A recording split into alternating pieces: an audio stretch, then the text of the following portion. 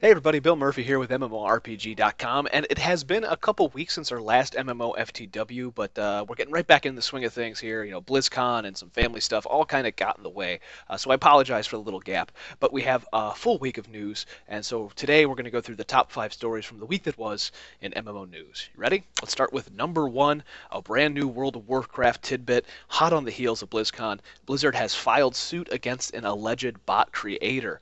In California, apparently James Enright, the creator of Honor Buddy, Storm Buddy, and Demon Buddy, has cost the gaming giant millions of dollars in lost revenue as a result of bot sales and use in World of Warcraft, Heroes of the Storm, and Diablo 3. So the suit seeks in order to stop all sales and distribution of the bot programs and financial compensation that could total tens of millions of dollars if successful.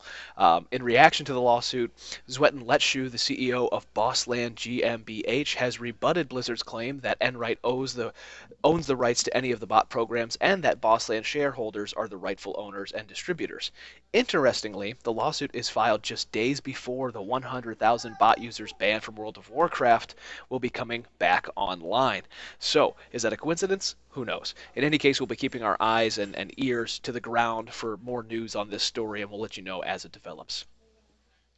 And in mobile MMO news, and hopefully maybe eventually PC news, Nexon is developing a brand new MMORPG that they're calling Durango.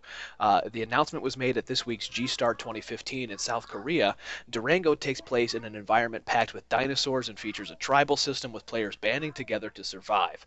Also of note is the fact that the award-winning composer Einan Zur is composing the soundtrack. This is from the same studio that brought us Vindictus. It is a sort of top-down, three-quarters view MMORPG that's going to be on at least mobile devices like tablets and phones.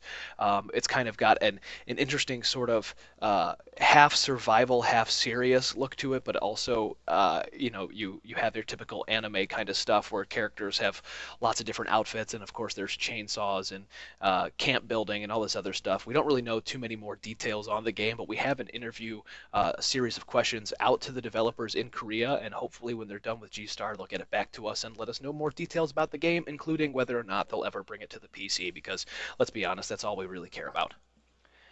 And in Final Fantasy XI news, the beginning of the end is here as the final story arc was released this week.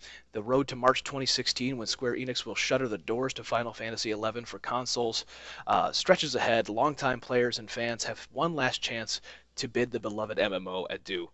Today marks, or this past week marked the release of the final story arc of Rhapsodies of Fanadiel, which brings Final Fantasy XI to an end, though the PC version will continue to run. It'll just no longer receive major updates.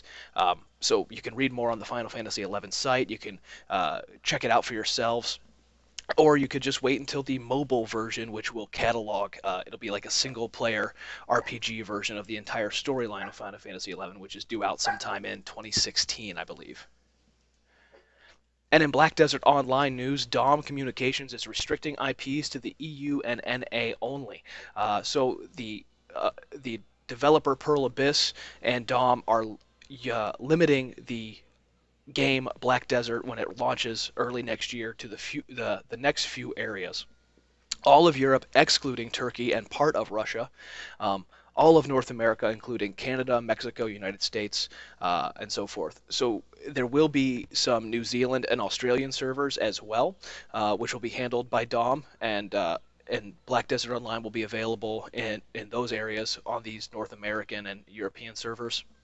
But for those of you in Turkey who were hoping to play this and you're still restricted from the Russian game, you're restricted from the Korean game, now you're going to be restricted from this game too. So the best you guys can do is kind of hope that the game is successful, that you maybe use a VPN with a North American IP address, or that eventually maybe they open up restrictions and it becomes available to Turkey as well. So if for more information on that, you can head over to the website. The link is down in the information below. But this is pretty standard practice when it comes to these territorial issuances from games and development and publishing and stuff like that. It's a tricky area, but it's kind of sad for those players who are stuck in Turkey and parts of Russia that can't play it. But it is what it is. And last but not least, in more Korean sandbox MMO news, Bless is currently delayed for an indeterminate amount of time. Now, that doesn't mean that it's delayed and never coming back. What the developer is doing is they're stopping their push, they're stopping their publicity pushes out in the East, and they're not worried about the West right now, because Bless Online is going back to the drawing board for a lot of game systems, including the UI, questing, combat, and the server technology, to name a few. According to the information that we found on MMO Culture, small focus group testing will resume next month, but they really want to bring the game back internally, find out what was working, and more importantly, what wasn't working, and hopefully get it right and back on the road towards release sometime in 2016. For more information on that, you can head to MMO Culture or check out the news link to our website down below in the information. And that'll do it for this week, folks. As always, I'm Bill Murphy. Don't forget to follow us on Twitter, Twitch, YouTube, Facebook, and all that good stuff at MMORPG.com without the dot. And you can follow me on Twitter at @TheBillMurphy if you're into that sort of thing. And remember, don't let a bad pug get you down. Make sure to level up your MMO knowledge by visiting MMORPG.com, subscribing to our YouTube channel, and by following us on social media. To catch up on the week's biggest MMO news, watch our latest MMOFTW. And to see if there's a better MMO out there for you, watch one of our latest First Impressions videos. Thanks for watching.